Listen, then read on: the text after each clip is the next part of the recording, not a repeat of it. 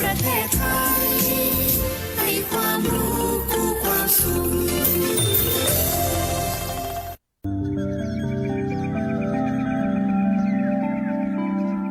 สถานีวิทยุกระจายเสียงแห่งประเทศไทยจังหวัดลำปาง FM 97 เมกะเฮิรตซ์ เสนอรายการ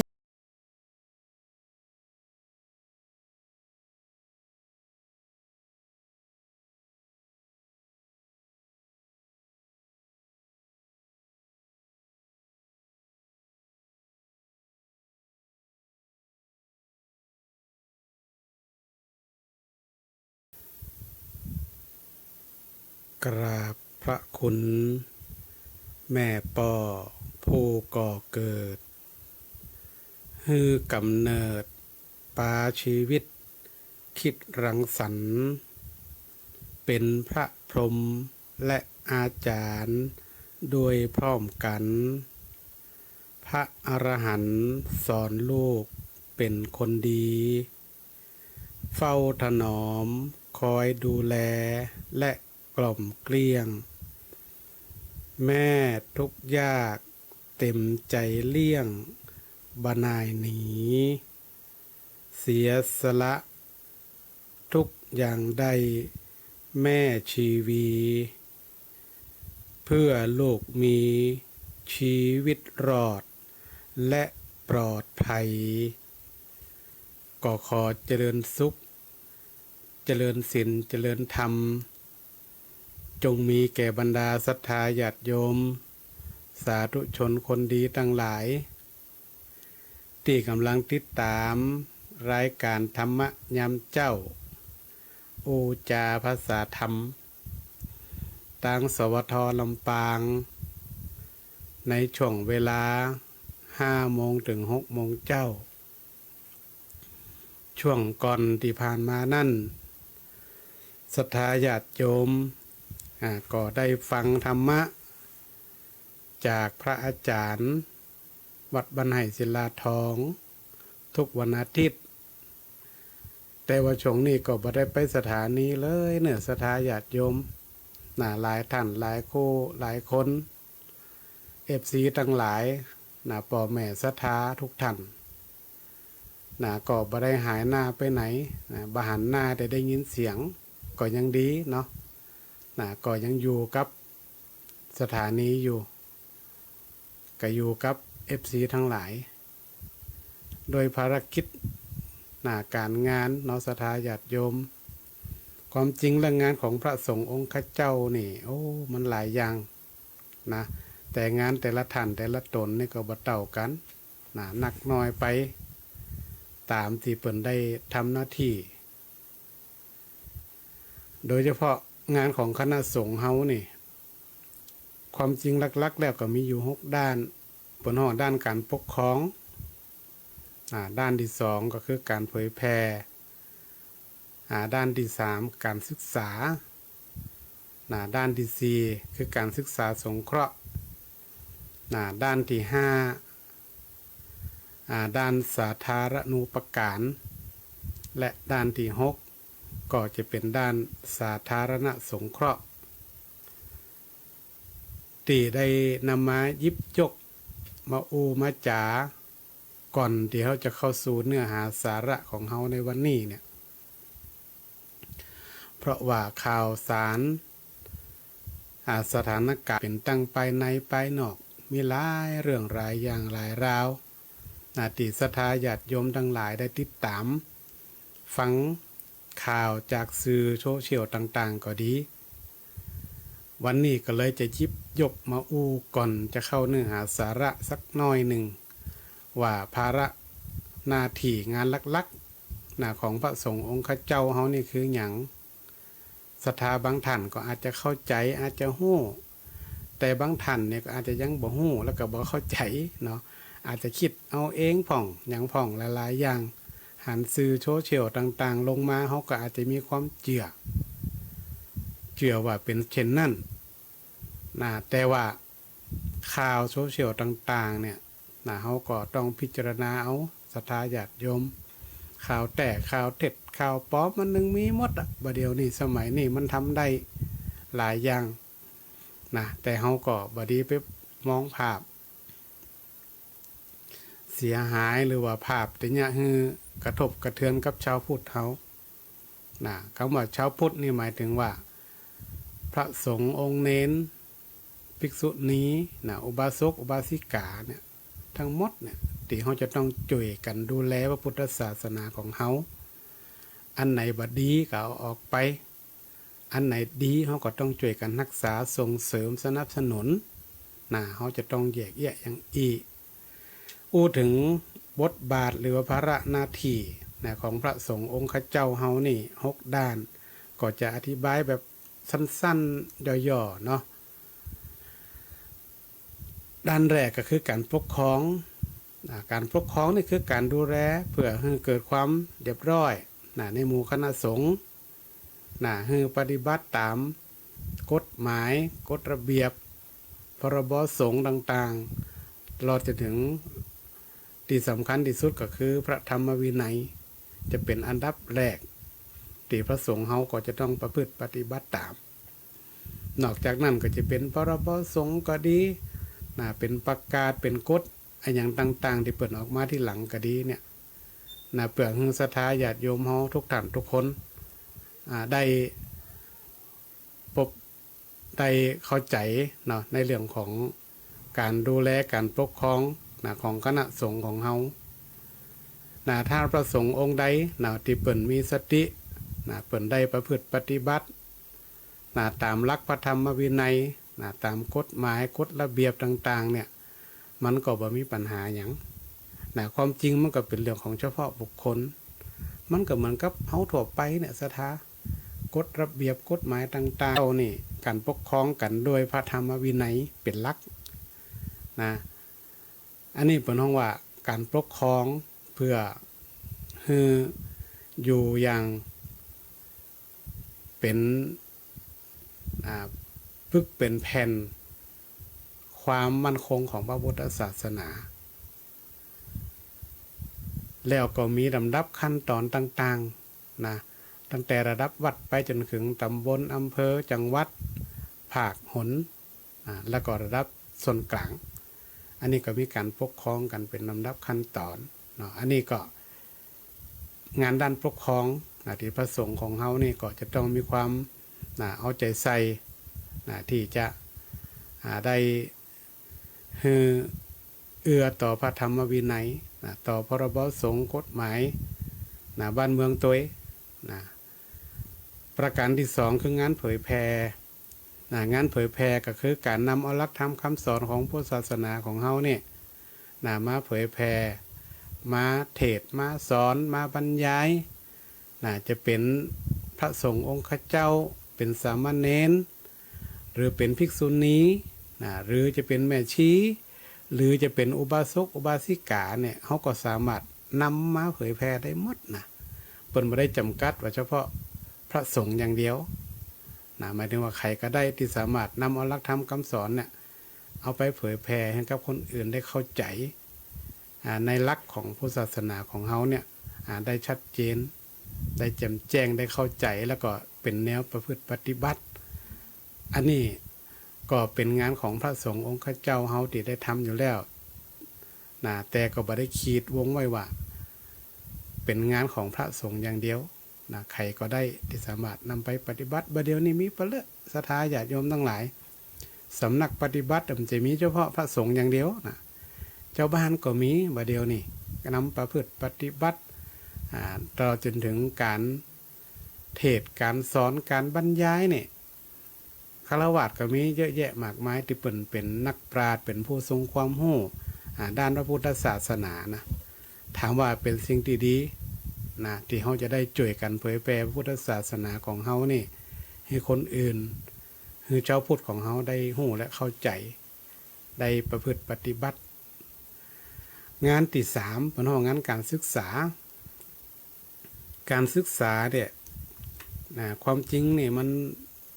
เท่าถึงสมัยก่อนนี่ก็แค่ศึกษาบอกกี่ยังเท่าพอแบบตุเจ้าเนาะนอกจากพระไตรปิฎกแล้วก็จะมีเรื่องของ ศึกษาการปฏิบัตินะลักๆก็คือเขาก็นำเรื่องของรักพระไตรปิฎกนี่แหละนะเอามาศึกษาขวนขวายหาความรู้นะเพราะว่าพระไตรปิฎกนี่เป็นคัมภีร์หลักนะที่พระสงฆ์องค์เน้นนะรวมถึงอุบาสกอุบาสิกาทั้งหลายเนี่ยก็ต้องยึดเป็นหลักในการที่จะเอามาศึกษานะแต่สมัยปัจจุบันนี่มันมีการศึกษาแบบตั้งโลกควบคู่กันไปตัวอย่างเช่นว่าเป็นโรงเรียนพระปริยัติธรรมก็ดีนะโรงเรียนที่มีพระเน้นเฮียนก็ดีหรือตั้งมหาวิทยาลัยก็ดีเนี่ยของพระสงฆ์เนี่ยก็ต้องเฮียนควบคู่กันไปกับของฆราวาสนะอย่างโรงเรียนปริยัติธรรมเนี่ยก็ต้องเฮียนวิชาตั้งโลกควบไปตัวนี่มันก็ว่าเฮียนได้สองอย่างนะการศึกษาของพระสงฆ์เขาเนี่ยนะก็ต้องศึกษานอกจากหั่นก็จะต้องท่องสวดมนต์เฮียนนักธรรมบาลีนะสถามันเฮียนหลายอย่างนะเอาตีคนที่มีความใฝ่รู้ใฝ่เรียนแต่เนี่ยมันก็ต้องอาศัยนะเรื่องของการศึกษาเหล่านี้แหละมันเป็นการศึกษาขั้นพื้นฐานนะของพระสงฆ์องค์เน้นเขาทุกรูปที่จะต้องเฮียนอยู่แล้วแต่เรื่องของพระไตรปิฎกนี่ก็จะเป็นการศึกษาที่ระดับสูงขึ้นไปแหมนะแต่ก็ส่วนใหญ่ก็นำมาจากพระไตรปิฎกนะอันนี้คือการศึกษา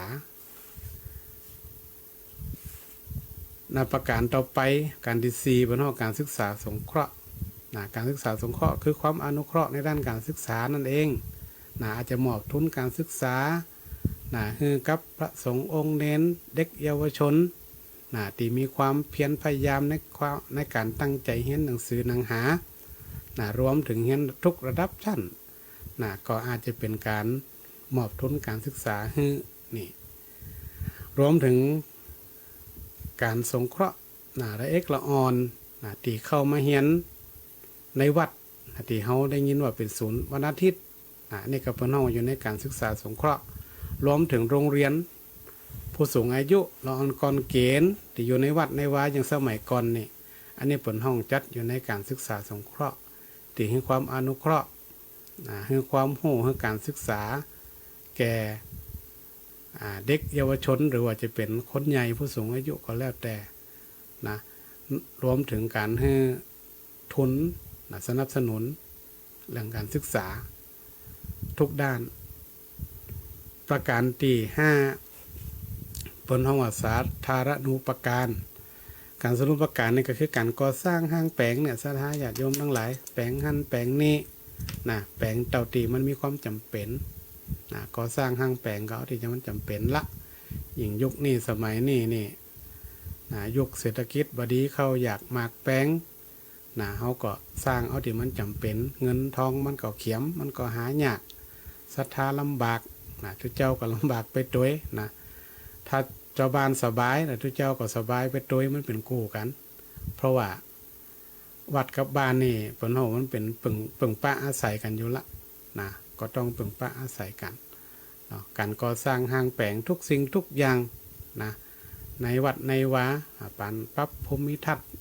การแปลงนั่นแปลงนี่ทุกอย่างที่ไม่มีการก่อสร้างการแปลงนี่แหละเป็นห้องสาธารณูปการ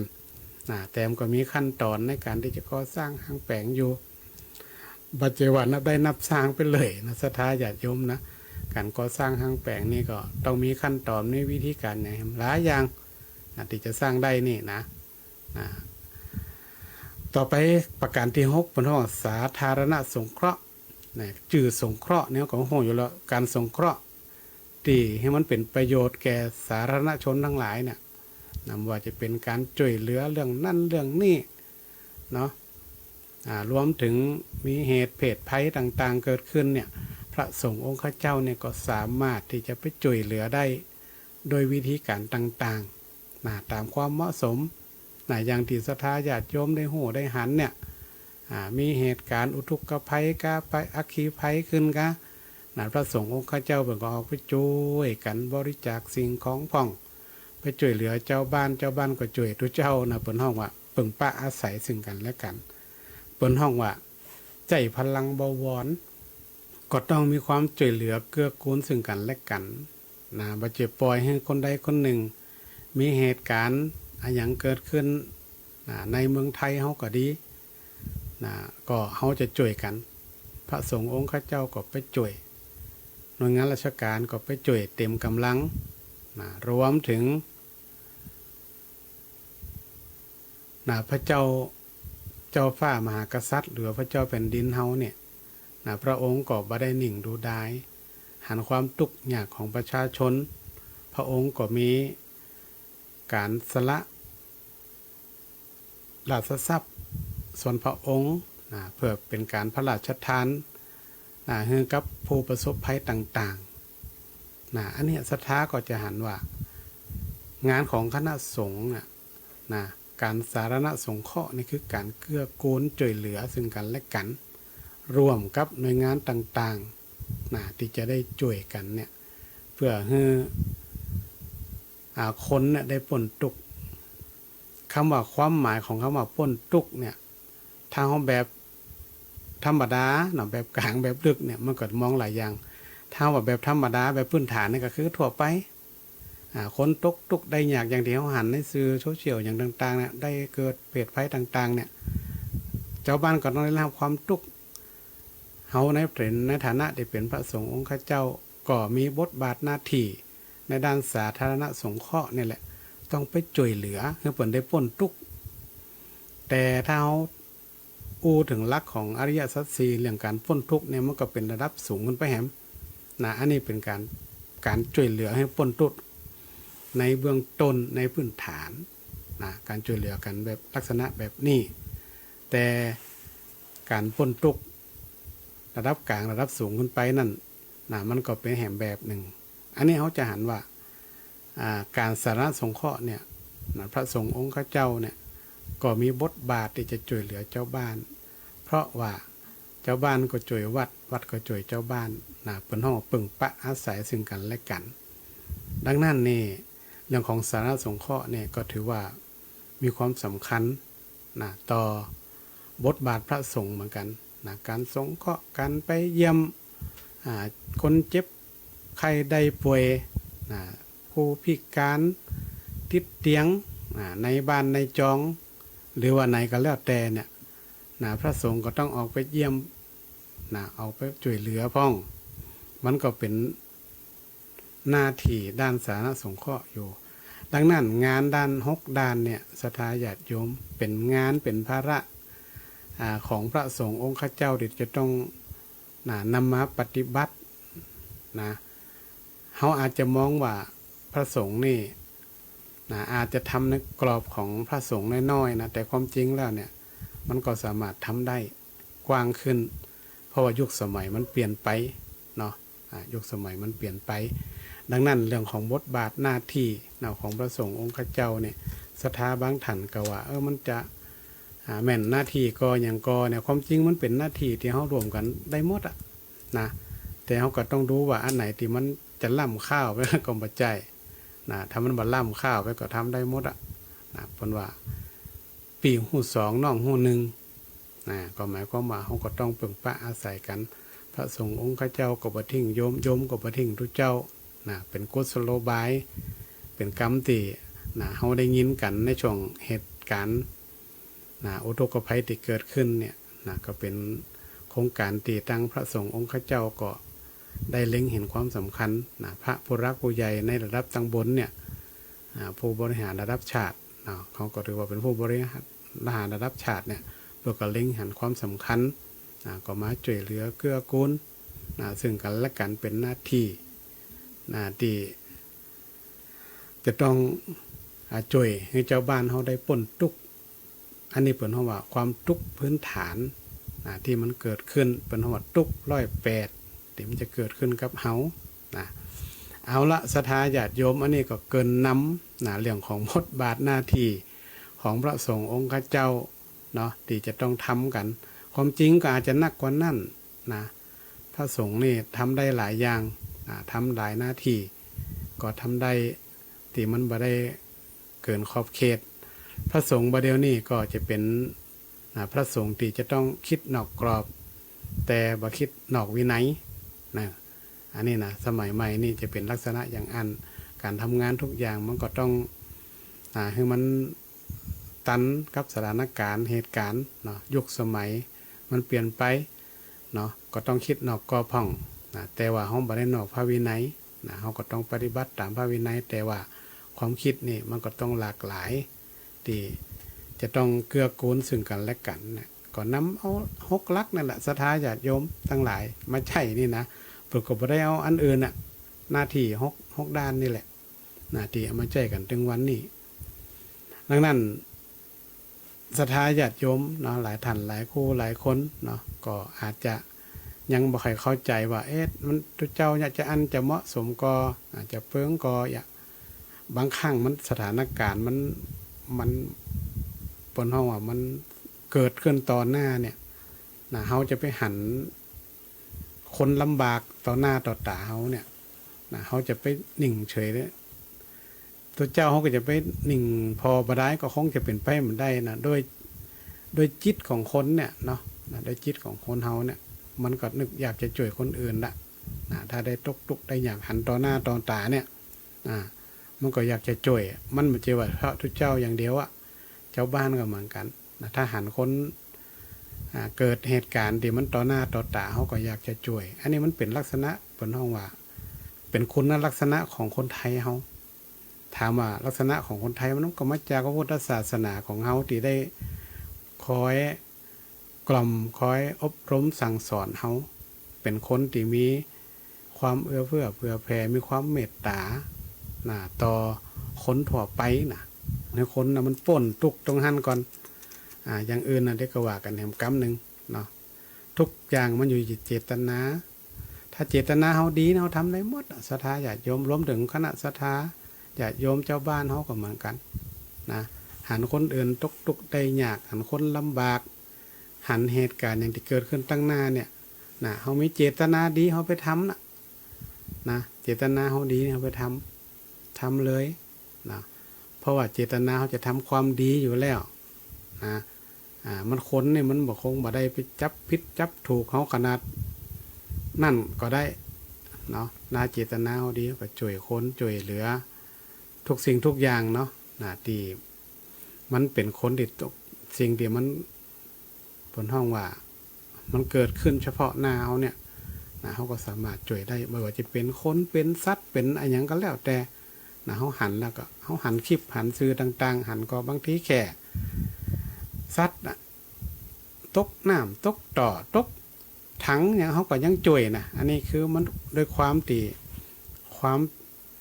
เขาเป็นคนไทยที่มันได้ปลูกฝังเนาะเรื่องของการชอบช่วยเหลือคนอื่นการมีน้ำใจการมีน้ำใจเนี่ยคือคนไทยเขาก็อยู่ติดอันดับ1ของโลกเลยนะเนาะเดี๋ยวมีน้ำใจนี่ใครโยกไปไหนเขาคิดว่าคนบางหัวจักมักคุ้นเป็นตุกได้อยากมาหาห้องไปกินข้าวผ่องเอานั่นเอานี่ให้ผ่องนี่อันนี้มีเฉพาะคนไทยที่น่าจะเป็นอันดับ1อันดับ1ของโลกเลยก็ได้อันเนี้ยพระสงฆ์องค์ข้าเจ้ายิ่งสมัยกับศรัทธาญาติโยมอยู่ใกล้ชิดธรรมะยิ่งใกล้ชิดพระธรรมวินัยมันก็ยิ่งซึมซับหนักกว่าเจ้าบ้านความมีเมตตาความเสียสละการช่วยเหลือเนี่ยมันก็ต้องมีหนักกว่าดังนั้นยุคสมัยเนาะมันเปลี่ยนไปเขาก็ต้องบริบทพออย่างหลายๆอย่างเขาจะไปเอาสมัยพุทธเจ้ามาว่าสมัยมันเดียว 2,000 กว่าปีนี่โอ้โหมันต่างกันนักเนาะเขาบ่ต้อง 2,000 กว่าปีแค่สัก50 ปีนะสมัยก่อนนี่ตั้งขี้ฝุ่นเนี่ยก็โทษไปไหนนี่หัวแดงปะลึงอย่างฝรั่งนี่นะแต่เดียวเนี่ยไปพอต้องได้ก็เป็นตั้งปูนตั้งหลัดยางหมดมันความแตกต่างกันแนวแค่คือเทียบให้หันง่ายๆว่ายุคสมัยมันเปลี่ยนไปแล้วมันก็ต้องปรับเปลี่ยนไปตามยุคตามสมัยเขาถึงบอกว่าเขาคิดนอกกรอบได้แต่เขาบ่ได้คิดนอกพระวินัยบัดเดี๋ยวนี้พระสงฆ์องค์ข้าเจ้าเขาก็ทำงานยุคสมัยใหม่ตามยุคสมัยใหม่ศรัทธาญาติโยมทุกท่านก็เหมือนกันเขาก็ต้องตัวโลกให้ตันเขาต้องตันโลกบัดเดี๋ยวนี้ ยุคสมัยมันเปลี่ยนไปหมดเขาจะไปคิดเอาแบบก่อนเขา50 ปี60 ปีนี่มันบ่ได้นะมันจะอยู่ลำบากยิ่งบัดเดียวนี่เมื่อก่อนเนี่ยเขาคิดถึงว่าเขาได้Googleค้นข้อมูลเขาเนี่ยนะเขาถือว่าสุดยอดแล้วนะGoogleเนี่ยน้องGoogleเนี่ยเก่งที่สุดละเขาไขหูเรื่องหยังคีย์เข้าไปมันสะค้นหาให้ได้หมดนี่บัดเดียวนี่มันมาใหม่เห็นแล้วนี่ศรัทธาญาติโยมเปิ้นว่า AI สมองกลอัจฉริยะลองเข้าไปเด้อมันหูหมดเรื่องหยังหูหมดเลยนะเก่งนะมันเก่งกว่าคนกันนะอันเนี้ยศรัทธาเขาต้องตันโลกคือมันตันยุคตันสมัยเปิ้นว่าตันโลกนะเพราะมันมีการเปลี่ยนแปลงไปหมดลูกหลานละอ่อนเล็กละอ่อนเดี๋ยวเจน X เจน Y เจน Z มันแบ่งกันเนี่ยเขาก็ต้องเข้าใจเท่ามอไปคิดเอา60 ปี50 ปี100 ปีเอาสมัยพระพุทธเจ้ามาโอ้นี่โอ้มันคนละอย่างกันนะแต่ที่เขาจะบ่ทิ้งเลยนี่ก็คือเรื่องของพระธรรมวินัยอันนี้มันจะยึดหลักอยู่แล้วพระสงฆ์องค์เจ้าก็ต้องยึดเอาพระธรรมวินัยเนี่ยเป็นหลักในการดำเนินชีวิตในการที่จะทำหน้าที่นะของพระสงฆ์องค์เจ้าเขานะ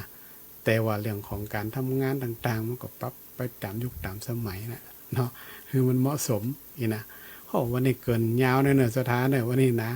เพราะว่าบ่ได้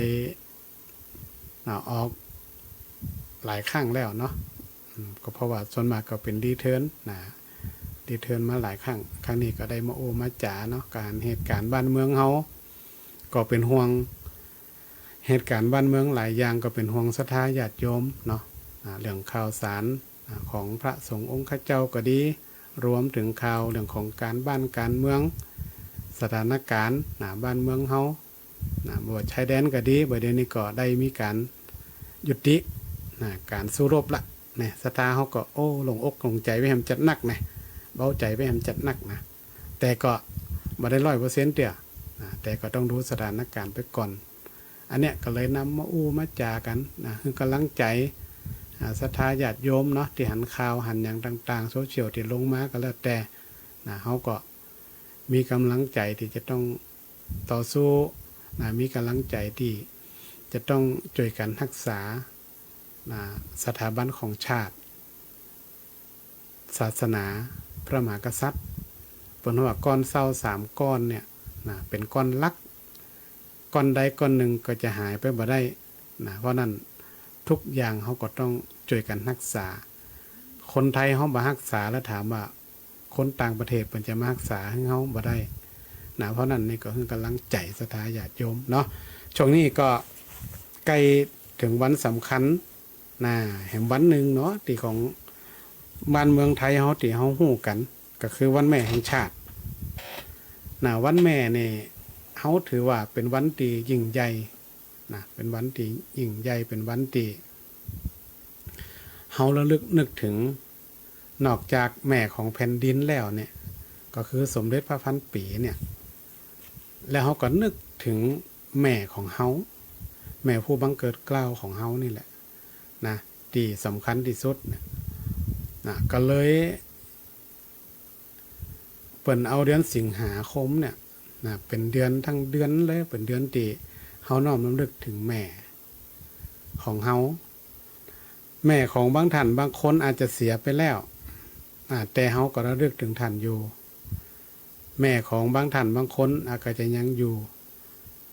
ก็เฮาก็ระลึกนึกถึงตอบแทนพระคุณท่านที่สำคัญที่สุดนี่ศรัทธาญาติโยมทั้งหลายบ่ว่าจะเป็นแม่ผู้บังเกิดเกล้าหรือแม่ของแผ่นดินเขาก็จะได้อู้ถึงว่าแม่ของแผ่นดินสักเล็กน้อยก่อนจากนั้นเขาก็จะอู้ถึงแม่ของบังเกิดเกล้าของเขาเนาะแม่ของแผ่นดินเนี่ยถามว่ามีความสำคัญอย่างไรแน่นอนสมเด็จพระพันปีเนี่ย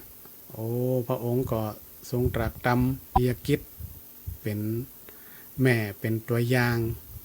ดีๆให้แก่พระสงฆ์นิกรชาวไทยเขาทุกหมู่เหล่าบ่ว่าจะเป็นสถาบันไหนองค์กรไหนหน่วยงานไหนเนี่ยเขาก็น้อมระลึกถึงแม่ของแผ่นดิน ที่เปิ้นได้เคียงคู่พระบารมีของในหลวงรัชกาลที่9ของเฮาเนี่ยสมเด็จป่อของเฮาเนี่ยได้ออกพระราชกรณียกิจอย่างต่างๆมากมายมหาศาลที่เฮาบ่สามารถที่จะนำมาโอ้ที่นี้ได้เนี่ยเป็นเหตุเนี่ยคือคนไทยเฮาทุกหมู่เหล่าได้มาน้อมรำลึกนึกถึงพระองค์ท่านแม้ว่าในหลวงรัชกาลที่9พระองค์ได้สวรรคตไปแล้วแต่ว่าสมเด็จพระพันปีก็ยังเป็นพระแม่ของแผ่นดินของเฮาที่เป็นปกเกล้าปกกระหม่อมเป็นใบโพใบใหญ่ใบหลวงเนี่ยดูแลประสบนิกรชาวไทยเฮาให้อยู่เกิดความสงบร่มเย็นแล้วก็ในหลวงรัชกาลที่10ก็ได้นำปฏิฐานต่างๆเนี่ยเอามาปฏิบัติเอามาใจเนี่ยคือคนไทยเฮานั่นเกิดความสงบร่มเย็นเป็นสุขนี่อันเนี้ยสิ่งนี้สำคัญที่สุดศรัทธาญาติโยมเฮาจะต้องระลึกถึงสถาบันชาติศาสนาพระมหากษัตริย์3ก้อนเศร้านี่ถือว่าเป็นหลักของประเทศชาติบ้านเมืองของเฮาดังนั้นเฮาก็เลยมานึกถึงที่พระองค์ท่านเนี่ย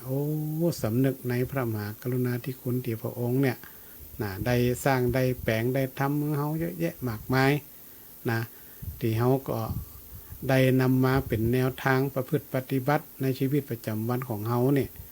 จนเฮาอยู่ได้มาถึงปัจจุบันนี้อันเนี้ยสาเหตุหนึ่งที่ว่าเฮาได้มาร่วมรำนึกถึงแม่ของแผ่นดินก็คือวันที่12สิงหาเป็นวันเฉลิมพระชนมพรรษาของพระสมเด็จพระพันปีก็คือสมเด็จแม่ของเฮาเนี่ยเฮาก็ทำกิจกรรมกันเยอะแยะมากมายศรัทธาญาติโยมหลายอย่างเขาแค่พอง่ายๆก็คือใส่เสื้อสีประจำพระองค์กันเต็มบ้านเต็มเมืองพอในช่วงนี้ก็จัดกิจกรรมกันสถาบันการศึกษาโรงเรียนหน่วยงานราชการวันนี้ก็จัดกิจกรรมกันหลายที่หลายแห่งรวมถึงในชุมชนในตำบล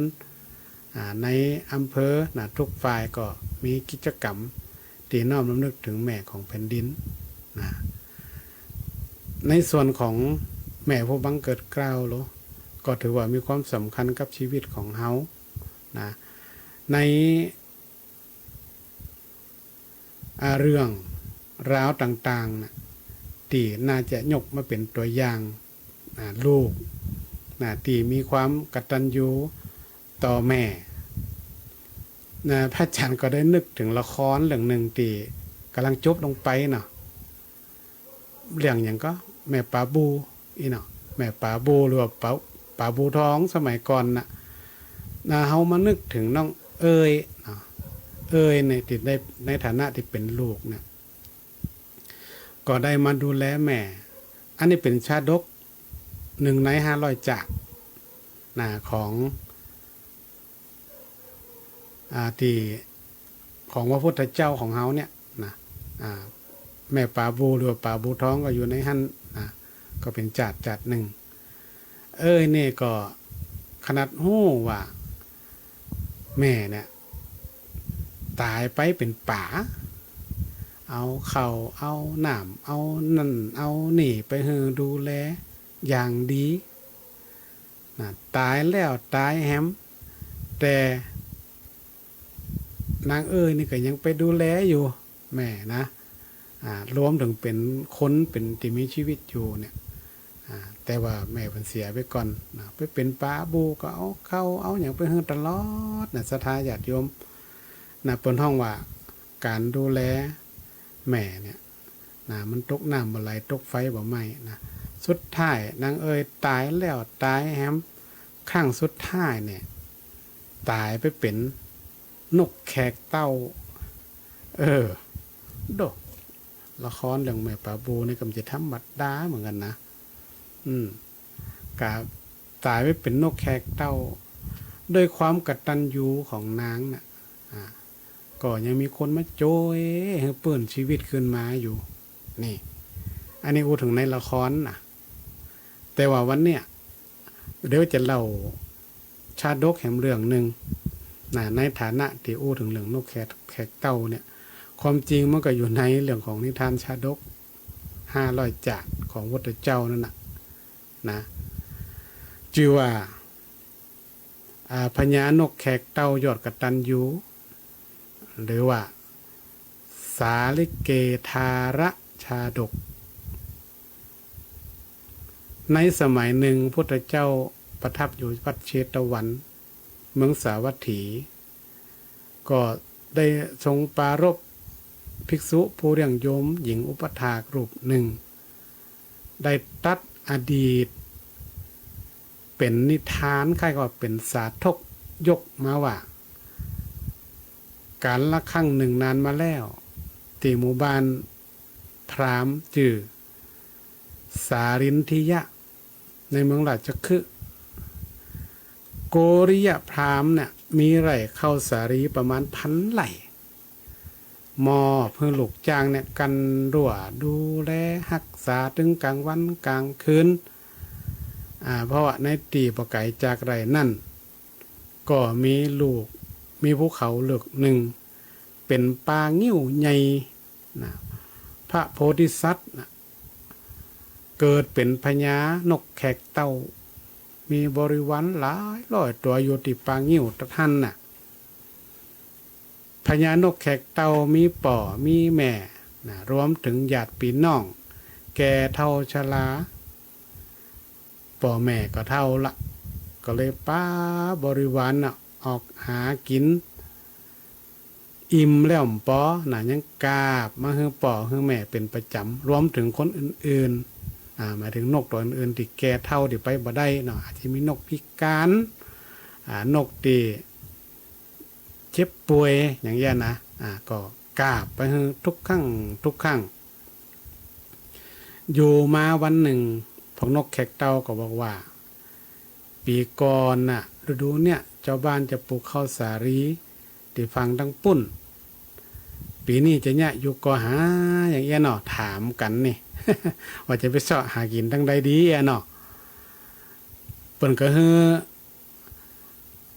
นกแขกเต้า2 ตัวไปซื้อพอก่อนนกแขกเต้า2 ตัวนี่ก็พอไปปุ๊บกลับมาพร้อมกับลงข้าวสาลี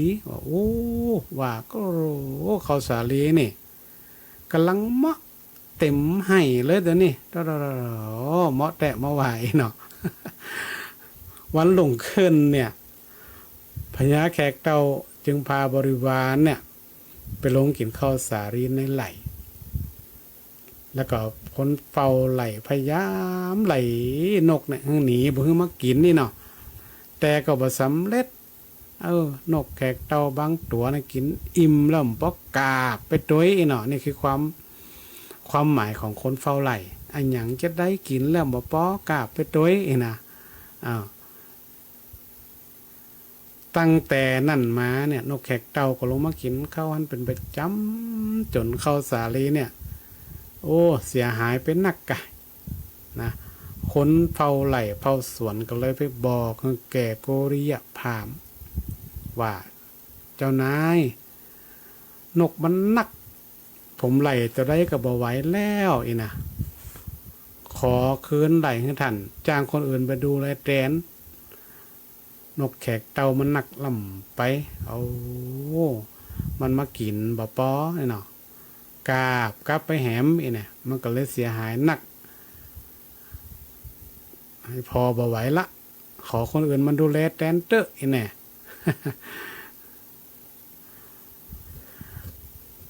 แล้วก็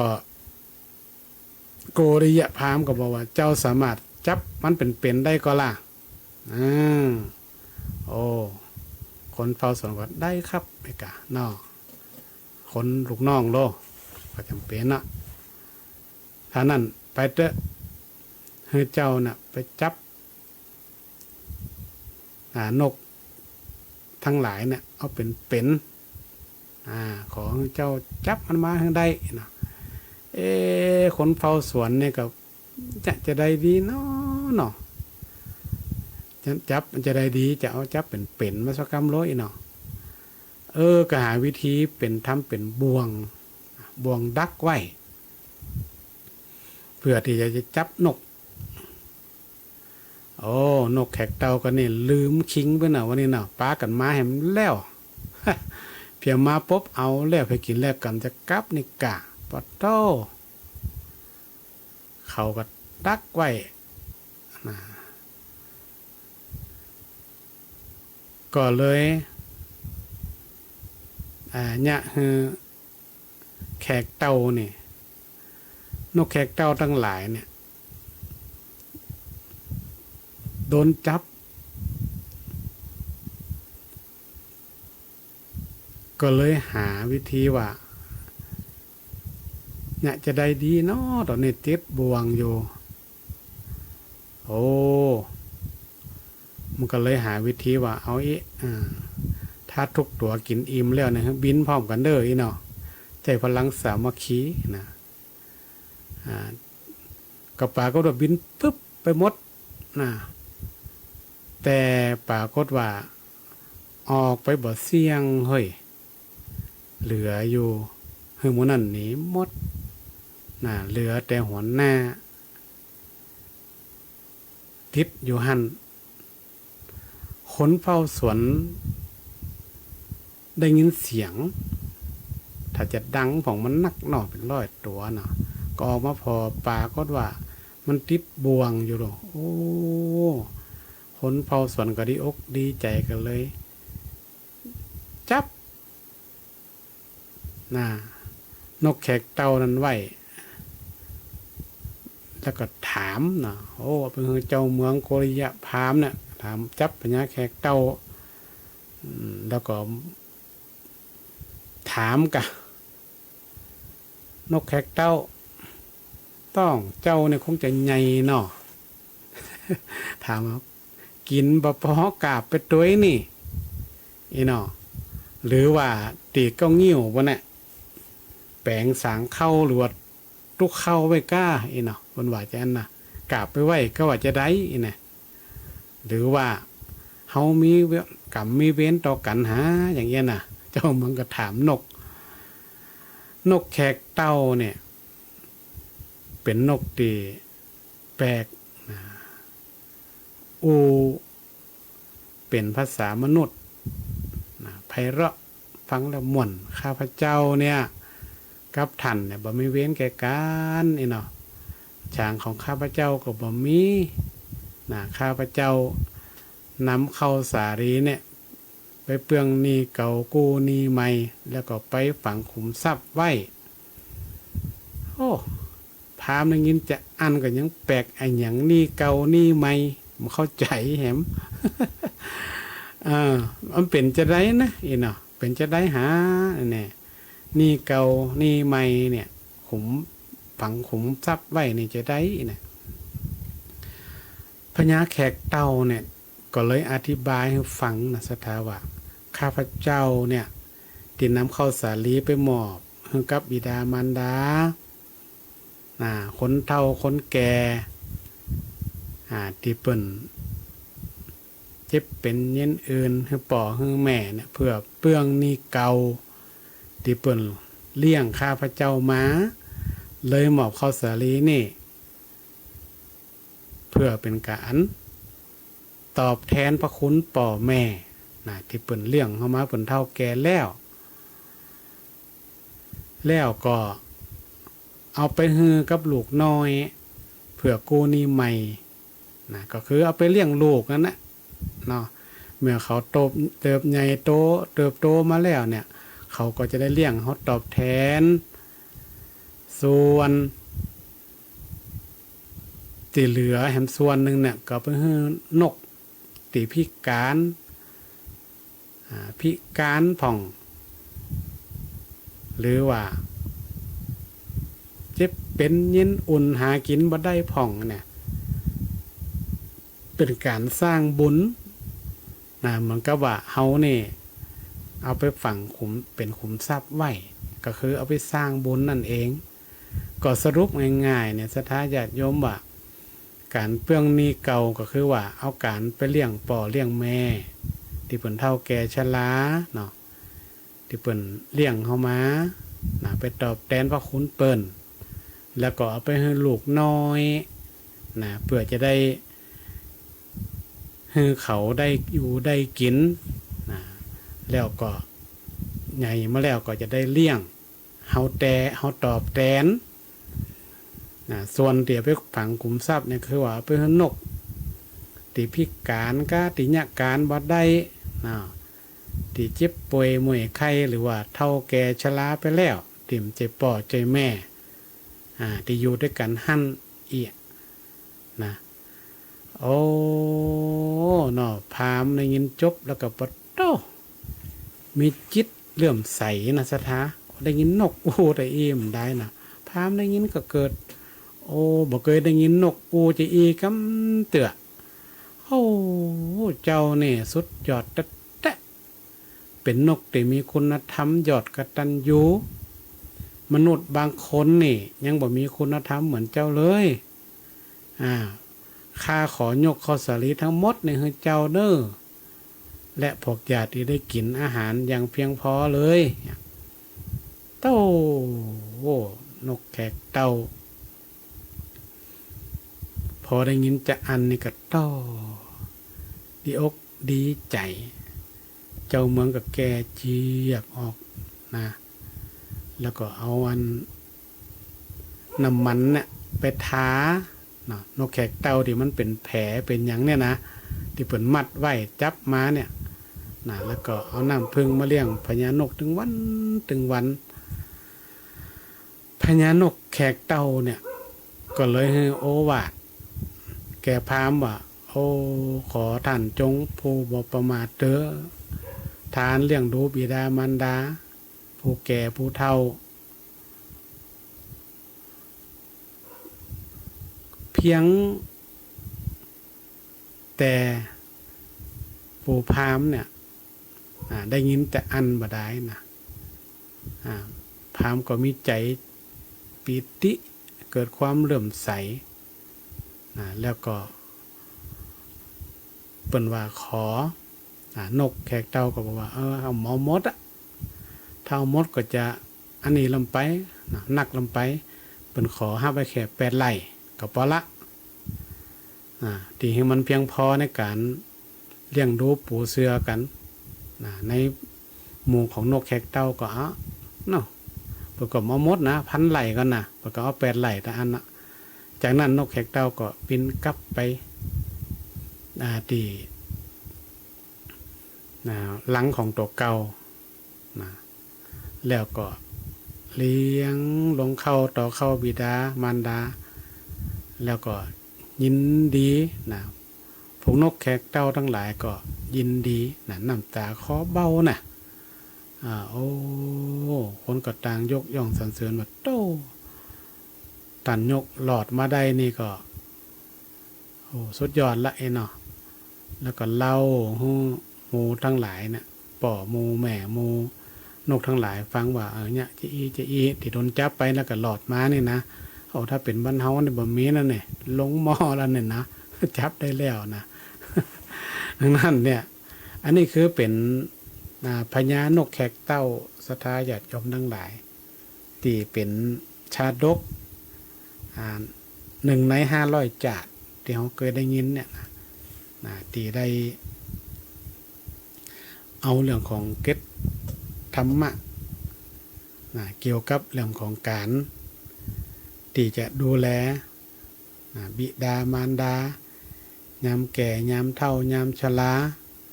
เป็นการเปลืองหนี้ปลดหนี้เก่าที่เปิ่นเคยเลี้ยงดูเฮามาในตอนที่เฮาเป็นละอ่อนเป็นนกน้อยอีเนาะตอนนี้เฮาก็ลองมานึกถึงคนเฮาในปัจจุบันเนี่ยศรัทธาญาติโยมทั้งหลายว่าขนาดนกแขกเต้าเนี่ยโอ้เพิ่นยังฮู้กึดเนาะว่าจะต้องเลี้ยงดูปูเสือดูแลพ่อแม่จะได้พ่องนี่นะมานึกถึงคนเฮาบัดเดียวเนี่ยมันก็แต้นะพราหมณ์เนี่ย โกริยพามอ่ะถึงบอกว่าโอ้มนุษย์บางคนยังบ่มีคุณธรรมเหมือนเจ้าเลยอย่างนี่เนี่ยมันเป็นกรรมตีเอามาเปรียบเทียบเปรียบเปรยนะมันเป็นคำสอนว่าอยากจะให้คนเฮาในสมัยปัจจุบันเนี่ยนะให้ระลึกถึงผู้มีพระคุณของเฮาก็คือพ่อคือแม่ที่เปิ่นเลี้ยงดูปูเสือเฮามาพ่อแม่เนี่ยเป็นทุกอย่างซะทะเป็นหมดขอหยังก็ฮือหมดมีปฏิเสธวงเล็บถ้ามีน่ะฮือหมดอ่ะบางทีก็บ่มีก็หามาฮือได้โดยเฉพาะเงินทองของใจทั้งหลายเนี่ยตอนเฮาน้อยๆเนี่ยมีแต่ฮือก็ฮือหมดมันก็ตู้ ATM เคลื่อนที่กดมาได้เหมือนอัน24ชั่วโมงเอาต่อได้หมดนะได้หมดพ่อแม่เนี่ยเปิ้นท่องว่าพ่อแม่เนี่ยเปรียบเสมือนพรหมของบุตรมันมีบาลีที่เปิ้นรับรองไว้ก็คือพรหมวิหาร4พรหมวิหาร4เนี่ยเปรียบเสมือนเป็นธรรมะของพระพรหมเปิ้นเปรียบเสมือนเป็นพ่อเป็นแม่เนี่ยเป็นพระพรหมของลูก4ข้อมีอย่างพ่อง1ความเมตตากรุณามุทิตาอุเบกขาพ่อแม่เนี่ยถึงมีความเมตตาก็คือความฮักลูกนี่นะฮักแท้มีอย่างก็คือหมดอย่างที่ว่าเนี่ยมีเงินถึงก็โกดขอมาได้ก็โกดนะนี่คือความฮักของพ่อของแม่แม้แต่ชีวิตก็ยังให้ได้เหมือนคำกรที่กล่าวข้างต้นกรุณาคือความสงสารอยากจะให้ลูกเนี่ยพ้นทุกข์พ่อแม่ไผก็แล้วแต่เนี่ยหันลูกทุกข์ยากลำบากเนี่ยก็ถึงใครโจ้ยใครให้พ้นทุกข์บ่อยากให้ลูกเนี่ยได้ทุกข์ยากลำบากนะบางอยากได้ทุกข์บางอยากได้รับความลำบากอยากจะช่วยทุกสิ่งทุกอย่างมุทิตาก็คือความยินดีพลอยยินดีเนี่ยเนาะโอ้ลูกได้ริบได้ดีนะเฮาก็มีความยินดีปราบปลื้มลูกตั้งใจเฮียนเฮาก็มีความปราบปลื้มดีอกดีใจยกย่องชมเชยสรรเสริญนะลูกเฮาฮึตั้งหน้าตั้งตาเฮียนได้ลูกเด้อให้มันดีกว่าเก่าแหมบวกกับให้มันเป็นคนดีแหมแหน่บวกกันไปทำกันไปก็จะต้องแสดงออกถึงความยินดีกับลูกจบมาแล้วได้การได้งานเป็นทหารตำรวจข้าราชการทำการทำงานได้เงินเดือนแล้วเนี่ยเขาก็ยินดีกับลูกเนี่ยเป็นว่ามุทิตาและอุเบกขานี่คำว่าบางทีก็แปลว่าวางเฉยบางทีก็วางตัวเป็นกลางมันแปลได้หลายอย่างคำว่าวางเฉยเนี่ยมันจะว่าอยู่เฉยๆนะไม่ได้สนใจสักอย่างมาใจเนาะเฉยเนี่ยหมายความว่าอันไหนที่เขาจะให้ลูกเขาทำเองเขาก็ทำเองเขาทำเองพองเขาก็อยู่เฉยๆไว้มันต้องไปจ่วยทุกอย่างก็ได้เขาสู้ด้วยตัวเองพองมันจะว่าอย่างกระจ่วยมอดสถาบดเดียวนี่เขาเลี้ยงลูกอย่างใครในเห็นนี่ใหญ่มาเนี่ยอย่างบดจ่างแล้วเป็นว่าพ่อแม่ทำร้ายฉันพ่อแม่รังแกฉันเนี่ยว่าวัดเพราะนั่นเนี่ยเขาก็วางเฉยผ่องคือเขาฮัดทำผ่องเนี่ยนั่นเนี่ยนี่เต่าที่เขาเนี่ยได้เขาต้องนึกถึงวันที่เขาใหญ่ขึ้นมาถ้าเขาบอกฝึกเขาบาฮัดเขาอย่างอี้นะใหญ่มาเขาก็เป็นอย่างสักอย่างเขาก็ตุกกับเขาไปตลอดอันนี้ก็วางเฉยและก็ความหมายหนึ่งก็คือเรื่องของการวางตัวเป็นกลางพ่อแม่จะต้องฮักลูกเต่ากันเอียงน้อยก็จะไปเอียงหนักให้เจน เอียงมันพอดีนะถ้าเอียงหนักลงไปเนี่ยเอาละได้ยุงลุงลังนะเพราะนั้นก็ฮักลูกคือฮักเต่ากันวางตัวเป็นกลางบ่เข้าข้างปี่บ่เข้าข้างน้องบ่เข้าข้างคนนั่นคนนี่บ่ดีไปเอาลูกคนอื่นหลานคนอื่นมาเปรียบเทียบกับลูกเฮาย่ำเนี่ยอย่างลูกเปิ่นนั่นอย่างอันอย่างอีอันนี้เป็นสิ่งที่บ่ควรทำอย่างยิ่ง นะเพราะเขาจะต้องวางตัวเป็นกลางบ่เข้าข้างปีบ่เข้าข้างน้องนะต้องอธิบายต้องอู้ให้เขาเข้าใจบางสิ่งบางอย่างถ้าเขาเข้าใจก็ต้องอธิบายจะแบ่งจะปันอย่างเนี่ยเนาะให้ปันเต่าๆกันแต่จะไปให้หมดนะสมัยปัจจุบันนี่จะไปให้หมดนะศรัทธาญาติโยมทรัพย์สมบัติทั้งหลายจะไปแบ่งให้ลูกให้เต้าหมดนะเขาจะกินอย่างนะเพราะว่ายุคสมัยบัดเดียวมันเปลี่ยนไปนะมันจะเหมือนสมัยก่อนนะการแบ่งทรัพย์สมบัติให้ลูกให้เต้าน่ะนะเขาก็เอาละไว้ให้เขาเป็นส่วนหนึ่งสมมติว่ามีลูก3 คนเขาก็แบ่ง4 ส่วนนะ3 ส่วนนะให้ลูกไปแหมส่วนเนี่ยเขาก็เก็บไว้ก่อนนะไปฝังให้หมดเดี๋ยวมีเงิน100ก็มาแบ่ง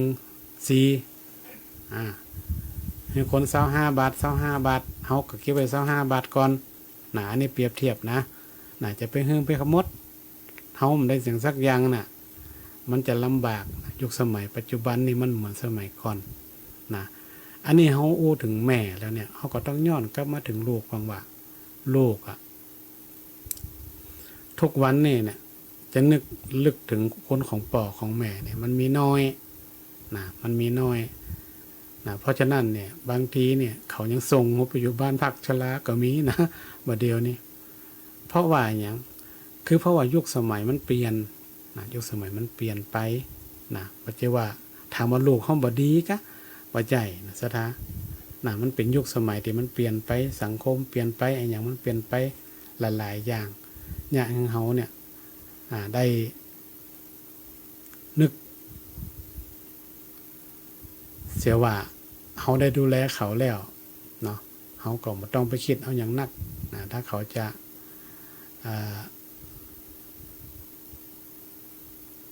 บแสดงออกถึงความกตัญญูกตเวทิตาก็เป็นอย่างเนาะนั่นเขาก็ต้องมีทรัพย์สมบัติอย่างต่างๆเขาก็จะไปแบ่งเขาหมดเนาะอันนั้นก็เป็นแนวคิดหรือว่าข้อคิดที่ศรัทธาญาติโยมทั้งหลายเนี่ยในยุคปัจจุบันนี่เขาก็ต้องนึกถึงหลายๆอย่างคิดให้มันรอบขอบน้อยหนึ่งกับลูกกับหลานกับลูกกับเต้าสมัยปัจจุบันนี่เนาะดังนั้นก็ศรัทธาญาติโยมทุกท่านทุกคนวันนี้เขาก็มาน้อมรำลึกถึงพระคุณแม่ของแผ่นดินพระคุณแม่ของผู้บังเกิดเกล้าเขาที่เป็นบุคคลที่ถือว่าหนึ่งเดียวต่ออันมันมีไผเหมือนแล้วก็บ่เหมือนไผเขาจะน้อมรำลึกถึงท่านอยู่ตลอดเวลาถึงแม้ว่าท่านจะจากไปแล้วก็ดีเขาก็ทำบุญหาแต่ถ้าเปิ่นยังบ่จากไปเตื้อเขาก็มันดูแลเปิ่นได้ฮือเข้าฮือของดูแลตามกำลังของเขาที่จะดูแลเปิ่นได้มันก็จะเป็นอานิสงส์ผลบุญสะท้อนย้อนมาฮือเขานั่นเกิดความสุขกายสุขใจอยู่ดีมีสุขตกน้ำบ่ไหลตกไฟบ่ไหม้ขออานิสงส์ผลบุญคุณงามความดีที่เฮาทำกับพ่อกับแม่ก็ขอสะท้อนย้อนร้อยกับศรัทธาญาติโยมทุกท่านให้อยู่ดีมีสุขเจริญด้วยศีลเจริญด้วยธรรมมีอายุวรรณะ